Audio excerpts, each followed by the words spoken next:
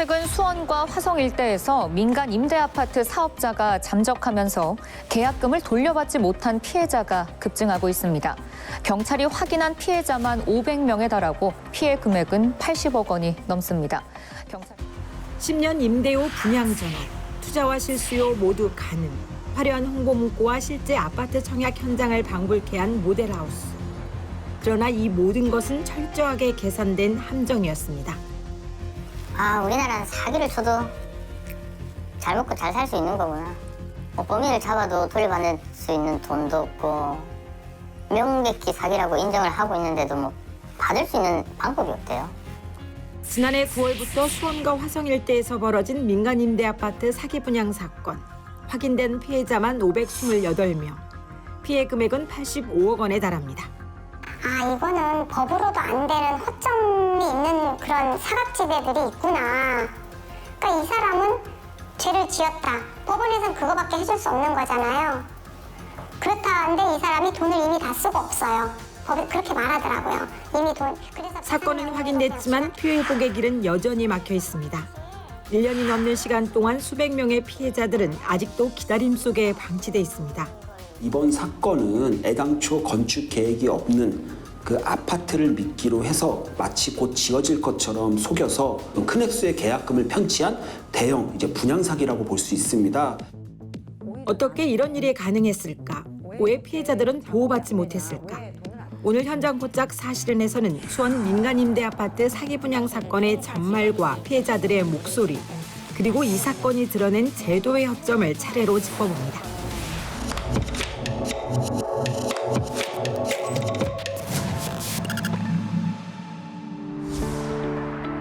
일상 속에 마주친 민간 임대의 아파트라는 제도. 합법처럼 보였고 안전해 보였습니다. 하지만 그 끝에서 피해자들이 마주한 건 내 집 마련이 아니라 철저히 계산된 사기였습니다. 도대체 무엇이 이들을 신뢰하게 했고 어디서부터 잘못된 건지 사건의 전말을 차근차근 짚어보겠습니다. 사건은 2024년 9월로 거슬러 올라갑니다. 사기 일당은 수원 권성구에 분양관을 차리고 본격적인 모집에 나섰습니다. 화성 병점역 인근에 1000세대 규모 민간 임대 아파트가 들어설 예정이라며 10년 임대 후 분양 전환, 시세 차익이 발생할 가능성을 강조했습니다. 솔깃했던 거는 계약금 3천을 걸고 10년 후에 아파트 가격이 오르더라도 저희는 그냥 그 가격에 분양을 받는 거예요. 그러니까 병점역 부근이면 10년 뒤면 저는 무조건 오를 거라고 생각을 했고 토지도 매입이 거의 90% 이상 됐다 하고 하니. 하지만 경찰 수사 결과 이 사업은 토지 확보도 인허가도 제대로 이루어진 적 없는 사실상 사기 분양이었다고 합니다. 견본주택처럼 보였던 공간도 실제 사업과는 무관한 분양관에 불과했습니다. 민간 임대 아파트는 규제가 훨씬 느슨하다 보니까 초기 단계에서 홍보 상담을 해도 이 제재가 거의 없거나 약합니다. 특히 견본주택이 진짜 사업을 전제로 한 건지 아니면 서류가 실제 진행 단계와 맞는지 사전에 이를 걸러주는 장치도 거의 없다 보니까 어찌 보면 이 법의 사각지대에서 겉보기에는 멀쩡한 분양관이 만들어질 수 있었던 겁니다. 그리고 실제로 이 민간 임대 아파트의 경우에는 모델하우스를 만들 수가 없습니다. 그런데 분양관이라는 이름 아래 그 안에 모델하우스처럼 꾸며놓는 그리고 편법을 동하는 수법도 이번에 보이고요. 모델하우스, 낮은 초기 부담, 그리고 신탁서를 통한 입금 방식. 피해자들이 계약서에 도장을 찍게 된 이유는 복잡하지 않았습니다. 겉으로 보기엔 정상적인 민간 임대 사업의 절차를 그대로 밟고 있는 것처럼 보였기 때문입니다. 신탁사라는 게 가장 컸던 것 같아요. 제가 입금하는 곳이 신탁이라면 알 수 있는 수준, 검색을 해봐도 나오는 수준이기 때문에 그런 신탁사를 믿고 입금을 한 거였거든요. 그 당시에. 민간 임대 사업 역시 반드시 따라야 할 제도적 절차가 존재합니다. 토지 확보 여부와 인허가 절차는 흐릿하게 넘기고 대신 이름이 알려진 신탁사가 자금을 관리한다는 점을 전면에 내세웠습니다. 혹시 문제가 생기더라도 돈만큼은 안전할 것이라는 설명이 피해자들의 마지막 의심마저 지워버린 겁니다. 그 당시에 그 대행사 직원이지 자기가 이런 일 많이 해봤는데 여기 이 정도 가격에 이 정도 민간 임대면 괜찮은 수준이다. 그리고 신탁사에 입금하는 거기 때문에 이런 나중에 잘못되더라도 이 돈은 함부로 뺏을 수가 없다. 시행사나 이런 쪽에서 저희는 그걸 믿고 계약을 진행한 거였거든요, 그 당시에.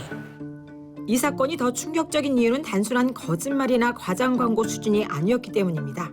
이 사업 실제로는 토지 확보도 거의 되지 않았고요. 인허가도 제대로 이루어진 게 없었습니다. 관련 서류도 상당 부분 가짜였고요. 그 결과 피해자가 500명 이상. 그리고 이렇게 편취당한 금액이 85억 원 정도에 이르는 어떻게 보면 이제 처음부터 돈을 편취할 목적이었던 기획 사기라고 볼 수 있습니다. 수백 명의 피해자들을 한꺼번에 끌어들인 치밀한 시나리오. 화려한 모델하우스와 믿을만해 보이는 서류들까지. 겉으로는 어느 하나 의심할 틈이 없어 보였습니다. 하지만 피해자들이 계약서에 서명한 바로 그 순간부터 이 민간 임대 사업의 민낯은 서서히 드러나기 시작했습니다. 내 집 마련의 꿈을 안고 계약서에 서명했던 피해자들. 그 선택은 잘못된 판단이 아니라 민간 임대 제도를 믿은 결과였습니다. 그러나 시간이 지나면서 하나둘 드러난 의혹들. 그리고 결국 마주한 건 사기라는 냉혹한 현실이었습니다. 계약 당시부터 지금까지 피해자들의 이야기를 차근히 들어봐야겠습니다. 은퇴 후 안정적인 노후를 꿈꾸며 민간 임대 아파트 계약을 했다는 김명원 씨. 지금에 와서 보면 허술하기 짝이 없는 계약이었지만 당시 김 씨에게 이 선택은 충분히 합리적인 결정이었습니다. 토지 매매가 됐다는 말을 굉장히 확신하게 얘기했어요. 제가 다 찾아봤거든요. 이렇게 임대할 때는 토지 매매가 이루어져야 모든 게 시작이다라고 들었기 때문에 토지 매매가 됐는지 먼저 물어봤거든요. 그랬는데 95% 됐다. 사실이냐? 그랬더니 사실이다. 그렇게 얘기를 하길래 믿었죠. 하지만 김 씨가 믿었던 토지 매입 완료라는 시행사의 설명은 거짓이었다고 합니다. 사업의 출발점이자 가장 기본적인 조건인 토지 매매가 실제로는 이루어지지 않았다는 사실을 확인한 뒤에야 김 씨는 계약 해지를 결심하게 됐습니다. 계약금 2,500만 원을 넣고 계약을 했고요. 토지 매매가 이루어졌다는 그 증빙, 등기부등본을 확인을 안 해주고 미루다 결국 토지 매매가 이루어지지 않았다는 걸 듣고 해지해야 되겠다. 그게 24년 11월 26일에 해지 신청을 했어요. 2024년 11월 계약을 체결하고 같은 달 말 이상함을 느낀 김 씨는 해지를 신청했습니다. 하지만 그 이후 돌아온 건 곧 환불된다는 말뿐이었습니다. 환불 시점은 이듬해 2월로 다시 4월 그리고 5월까지 계속 미뤄졌습니다. 김 씨는 이 과정이 정상적이지 않다는 걸 깨닫고 통화 내용을 직접 녹음하기 시작했습니다. 다음은 김 씨가 2025년 3월 10일 분양사 해지 담당자와 나눈 실제 통화 기록입니다. 네, 오겠습니다. 아, 네, 수고하셨습니다. 네네, 말씀하시죠. 해지해가지고 2월 말에 3월 늦어도 3월 초에 입금이 된다고 지난번 말씀하셨는데 아직도 입금이 안 됐어요. 저희가 11월 분들이 한 달 동안 들어온 게 거의 673사건 정도 돼요. 그래서 그분들 거를 7월부터 진행을 했기 때문에 지금 진행을 해서 3, 4월 중에 계속 11월 분들이 끝날 예정이라고 그때 말씀을 드렸던 것 같아서 그래서 아마 한 3월 초쯤에 전화해서 얼마나 남았는지 얼마나 진행이 됐는지 한번 전화를 주세요라고 말씀드린 거고 해지 담당자는 해지 신청이 많아 순차적으로 처리 중이며 3월 초쯤 다시 연락해 확인해달라고 설명했습니다. 그러나 이후에도 환불은 이루어지지 않았고 김 씨는 4월 3일 다시 한번 해지 담당자와 통화를 시도했습니다. 네, 오겠습니다. 아, 네. 해지했는데 계약금이 언제 나오는지 전화 오늘 한번 주라고 하셨거든요. 네, 우선은 확인했습니다. 12월 3일 오후 3시 27분 날 입고되셨네요. 네. 그러면 저희가 볼 때 이거 저희도 지금 전달받은 게 11월 사람들이 이번 달에 다 나가고 나면 아마 2일, 9일 중에는 들어가시지 않을까 싶습니다. 해지 담당자는 책임을 회피하며 5월 2일 입금이 이루어질 것이라고 안내했지만 실제 환불은 진행되지 않았습니다. 김 씨는 다시 한 달을 기다린 뒤 5월 12일 분양팀장에게 직접 연락해 상황을 확인했습니다. 여보세요? 여보세요? 네. 해지 때문에 전화드렸어요. 홀딩스 담당 직원하고 네. 계속 통화했었는데요. 네네. 지난주 늦어도 5월 9일에는 들어온다고 했는데 네. 그때까지 안 들어와서 제가 지금 전화드렸는데 전화를 받질 않네요. 저도 제가 만약에 확인을 하려면 결국 저도 홀딩스 그 담당 직원한테 제가 전화해서 물어봐야 되는데 그러니까 다 들어갔는데 그 입금이 되고 있는지 그거는 혹시 모르세요? 제가 그분들이 그때 당시에 부모님하고 제가 통화했을 때 입금이 되고 있는 거를 저희 본부장님이 통장 내역을 확인을 했다고 했거든요. 입금이 순차적으로 그래요? 조금씩 나가고 있다. 이거를 본부장님이 저한테 얘기하기로는 입금이 되고 있는 걸 자기가 본인이 확인을 했다라고 얘기를 했거든요. 지난해 11월 말 해지 신청 이후 반년이 지나도록 입금이 진행 중이다. 순차적으로 나가고 있다는 말만 반복될 뿐 환불 일정은 끝없이 미뤄졌습니다. 결국 김 씨는 직접 확인에 나섰습니다. 그래서 5월 12일에 저 가겠습니다 하고 답변도 안 보고 그냥 간 거예요. 근데 5월 10일 날 딱 그 사무실로 가봤더니 문은 잠겨 있고요. 그러나 분양 사무실 문은 굳게 닫혀 있었습니다. 이때서야 김 씨는 자신이 사기 피해자라는 사실을 분명히 인지하게 됐다고 합니다. 많은 사람들이 한 달 전쯤에 고소고발을 하고 경찰이 압수수색하러 갔다. 그래서 지금은 압수수색해서 다 그 환불 요청서랑 뭐랑 이런 걸 다 가지고 와서 지금 사무실은 비어 있다. 사기 분양이 이루어졌던 민간임대 사무실. 제작진이 직접 찾아가 봤지만 그곳에는 아무것도 남아있지 않았습니다. 화려했던 홍보 현장과 달리 남은 건 텅 빈 사무실뿐이었습니다. 돈을 돌려받고 싶다는 절박함 속에서 피해자들은 선택의 여지가 없었습니다. 일당은 고소하지 않으면 환불해주겠다. 고소하면 순위가 밀려 돈을 못 받는다며 확약서를 요구했습니다. 사기라는 의심이 커지고 있었지만 결국 피해자들은 다시 한번 가해자들의 말을 믿을 수밖에 없었습니다. 이렇게 오라고 연락받아서 간 사람들이 뭘 썼냐면요. 8월까지 고소고발을 하지 않으면 돈을 주겠다. 근데 고소고발하면 돈 못 받는다. 거의 이거거죠. 그러니까 피해자 입장에서는 돈을 받아야 되잖아요. 고소고발하는 것보다. 그러니까 확약서들을 다 썼다고 그러더라고요. 고소하면 환불은 없다는 압박. 피해자들에게 남은 선택지는 사실상 하나뿐이었습니다. 법적 대응과 생계 사이에서 또 한 번의 결정을 강요받아야 했습니다. 이 돈이면 우리 애들 대학 등록금에도 들어갈 돈인데 우리 애들 뭐 할 돈에 쓸 수 있는 돈인데 막 이렇게 생각하다 보니까 내려놓지 못하겠는 거예요. 돈은 사실 없어도 우리가 죽는 건 아니라고 하지만 정신적 피해가 더 큰 것 같아요. 또 다른 피해자 박재만 씨 부부는 지난해 결혼한 신혼부부입니다. 내 집 마련을 고민하던 시기 우연히 마주친 모델하우스는 이들 부부에게도 기회처럼 보였습니다. 되게 저렴한 기회다. 이 기회에 이 정도 금액으로 나중에 분양 전환 받을 수 있는 아파트는 없다. 다 주 홍보였던 것 같아요, 제 기억에는. 그리고 그 당시에 저희는 거기가 홍보관인지도 몰랐고 저희는 모델하우스인 줄 알고 왔어요. 그때 계약 당시에 저만 계약한 게 아니라 저희 그 장모님도 같이 계약을 하셨어요, 그때. 계약은 박 씨 부부만의 선택이 아니었습니다. 맞아요. 가족까지 함께 결정을 내릴 만큼 위험한 투자라는 인식은 없었습니다. 이들이 분양 계획을 하기까지 결정적인 영향을 준 건 신탁사와 보증이라는 이름이었습니다. 입주할 때 전세 보증금도 허브에서 보증해서서 받을 수 있고 나중에 10년 뒤에도 현재 그 처음에 계약했던 금액 그대로 분양 전환이 될 거다라고 하면서 저희한테 설명해 줬던 것 같아요, 그 당시에. 이 사건은 단순한 개인의 판단 실수가 아닙니다. 민간 임대라는 제도의 허점, 그리고 이를 악용한 구조적인 범죄가 만들어낸 결과였습니다.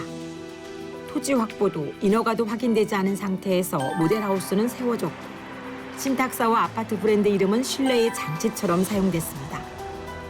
민간 임대라는 이름 아래 광고는 자유로웠고 검증은 없었으며 책임을 묻는 주체는 보이지 않았습니다. 결국 그 피해는 고스란히 계약자들의 몫이 됐습니다.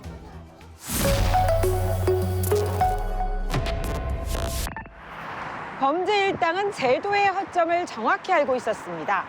규제가 느슨한 민간임대 제도를 악용해 투자자와 무주택 서민을 동시에 노린 겁니다. 그렇다면 이 민간임대 제도는 원래 어떤 취지로 만들어졌고 공공임대와는 무엇이 다른 걸까요? 구조부터 짚어보겠습니다. 민간임대주택 제도는 2015년 민간임대주택에 관한 특별법과 함께 본격적으로 도입됐습니다. 무주택 서민과 청년, 신혼부부에게 상대적으로 저렴하고 안정적인 주거를 제공하겠다는 취지에서 출발했습니다. 공공이 감당하기 어려운 주택 공급을 민간이 대신 맡아 주거 선택지를 넓히고 장기간 거주할 수 있는 임대주택을 늘리겠다는 목적이었습니다. 이를 위해 청약 통장 없이 계약 가능, 전매양도 비교적 자유, 세제 혜택과 규제 완화 같은 인센티브가 민간 사업자에게 주어졌습니다. 공공임대아파트는 LH나 지방공사 같은 공공기관이 직접 시행합니다. 토지 확보와 사업 승인, 자금 구조까지 모든 과정이 법과 제도로 관리됩니다. 분양 전환 시점과 가격 산정 방식도 법에 따라 명확하게 정해져 있습니다. 반면 민간 임대 아파트는 민간 사업자가 주도하는 구조입니다. 청약 통장 없이 계약이 가능하고 임차권 양도도 비교적 자유롭습니다. 진입 장벽이 낮다는 장점이 있지만 그만큼 관리 감독은 느슨합니다.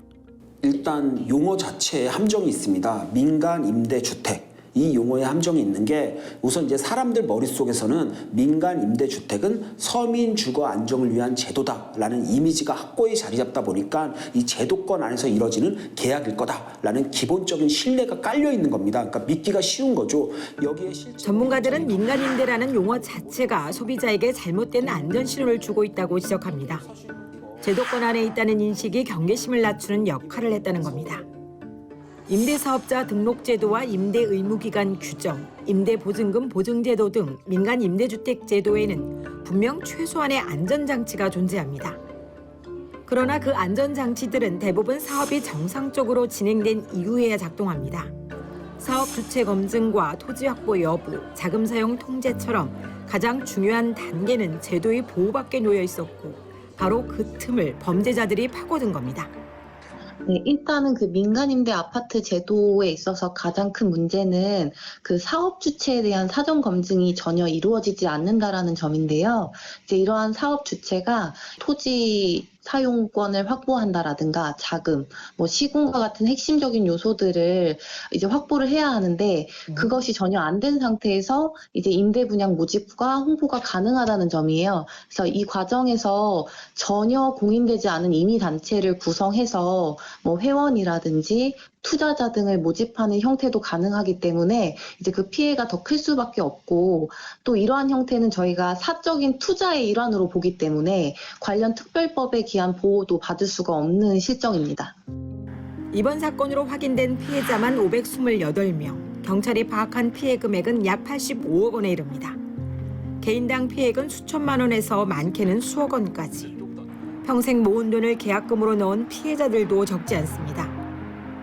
그걸 전부 털어넣어서 계약금을 넣었는데 이미 그걸로 인해서 다른 집도 계약을 못하게 되고 다른 집을 볼 수가 없게 되고 경제적으로 여유가 없어졌죠. 너무 그 사실에 분하고 열받고. 취재진이 입수한 실제 계약서입니다. 겉으로 보기엔 평범해 보이지만 자세히 들여다보면 피해를 키운 결정적인 함정들이 숨어 있습니다.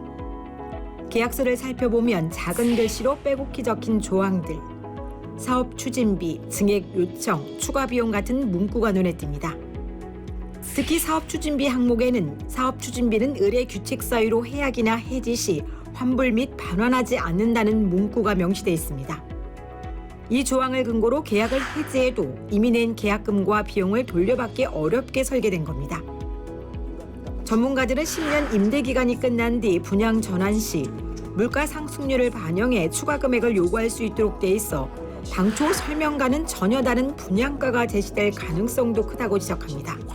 지금은 이런 조항들이 알고 보면 치명적인데 겉으로는 멀쩡한 계약 문구처럼 보이게 설계가 되어 있습니다. 그래서 업무 대행비 그리고 나중에 10년, 20년 이제는 임대 기간이 끝난 후에 이 주택을 분양을 받게 되면은 그 남은 잔여 대금을 물가에 연동해서 지급을 하면 된다. 추가 정산이 필요하다. 이런 민감한 내용은 이제 표준 계약서를 만들어서 문구와 범위를 좀 아예 정해두는 게 좀 필요가 하고요. 그리고 그 틀을 벗어나면 그냥 무효로 보겠다는 그런 기준이 반드시 필요합니다. 또한 이런 중요한 조항은 작은 글씨로 숨겨둘 게 아니라 따로 표를 좀 만들어서 서명 난인을 받게 해서 좀 정말 알고서 동의했는지를 좀 남기도록 해야 할 필요가 있고요.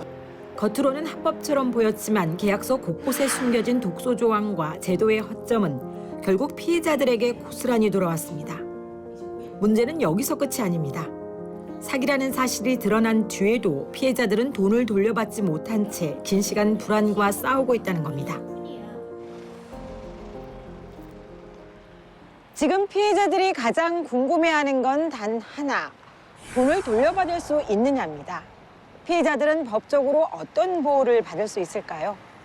지금부터는 피해자 구제의 현실과 한계, 그리고 피해자들에게 남은 선택지에 대해 알아보겠습니다. 현재 경찰은 이 사건을 조직적인 민간임대 아파트 사기 분양으로 보고 수사를 진행 중입니다. 주범은 검거됐지만 자금 흐름에 관여한 일부 공범들은 아직 추적 중인 상황. 문제는 피해액 전액 회수가 쉽지 않다는 점입니다. 이미 상당한 금액이 해외로 빠져나갔거나 차명 계좌 등으로 은닉했을 가능성이 크기 때문입니다. 좀 냉정하게 말씀드리면 전액 회복은 좀 기대하기가 어렵다고 보입니다. 그러니까 수사가 시작될 때 이미 그 돈이 뭐 통장에 그대로 남아있던 게 아니라 여러 명의 명의로 옮겨졌거나 뭐 각종 비용으로 빠져나갔을 가능성이 매우 큽니다. 그래서 이후에 수사기관이 뭐 남아있는 재산을 찾아내서 동결 처리하고 그걸 기준으로 피해자에게 나눠주는 절차를 밟기는 하겠지만 이때 기준은 피해액 85억 원이 아니라 실제로 찾아낸 재산이 얼마냐 여기에 달려 있습니다. 그래서 현실적으로는 남아있는 재산의 범위 안에서 자산의 범위 안에서 일부를 돌려받는 수준을 예상하셔야 되고요. 그 일부의 크기도 얼마나 빨리 자산을 동결했는지 그리고 다른 채권자와의 순위는 어떤지에 따라 달라질 수가 있습니다. 그렇다면 지금 이 시점에서 피해자들이 가장 먼저 해야 할 선택은 무엇일까요? 법률 전문가의 조언을 들어봤습니다. 먼저 형사적으로는 사기죄로 그 사업 주체를 고소하는 방법입니다. 또한 금원을 되찾기 위해서는 이제 민사소송을 하는 것인데 민사소송에 앞서서 이제 가압류 같은 보전 처분이 가능하다면 빠르게 진행을 하시는 걸 권해드리고 싶고요. 무엇보다 피해자가 다수일 경우에는 이제 집단적인 구제를 모색하는 것도 하나의 방법인데 그 피해자가 여러 명일 때는 함께 자료들도 공유하실 수 있고 또 비용적인 부담도 줄일 수 있다라고 생각이 듭니다. 전문가들은 형사고소와 민사소송, 가압류 같은 법적 절차가 필요하다고 조언합니다. 그러나 현실은 쉽지 않습니다. 범죄 수익이 이미 빠져나갔거나 소진된 경우 가압류나 보전 조치 자체가 어려운 상황도 적지 않습니다. 결국 피해자들 입장에서는 전액을 돌려받기란 사실상 쉽지 않다는 게 법조계의 공통된 시각입니다. 이런 현실 앞에서 피해자들이 바라는 건 무엇일까요? 이런 민간임대 사업이 굉장히 허점이 많더라고요. 저도 이번에 알았어요. 그래서 그것에 대한 좀 경각심을 이런 법을 집행하거나 아니면 행정을 하거나 정부 입장에서 이런 거에 대한 규제를 좀 강화해 줄 수 있는 법을 만들어 줬으면 좋겠다. 그래서 피해자들이 진정으로 원하는 건 잃어버린 돈을 되찾는 것뿐만 아니라 자신들과 같은 피해가 다시는 반복되지 않는 겁니다. 제도의 허점을 바로잡고 민간 임대라는 이름 아래 누군가의 삶이 다시는 무너지지 않기를 간절히 바라고 있습니다. 내 집 마련의 꿈을 파고든 사기 분양. 그 피해는 여전히 현재 진행형입니다. 제도의 허점을 악용한 이런 범죄가 또 다른 피해로 이어지지 않기 위해선 보다 촘촘한 관리와 책임 있는 제도 개선이 필요합니다. 누군가의 삶을 무너뜨리는 사기 분양. 이제는 반드시 멈춰야 합니다. 현장 포착 사실은이었습니다.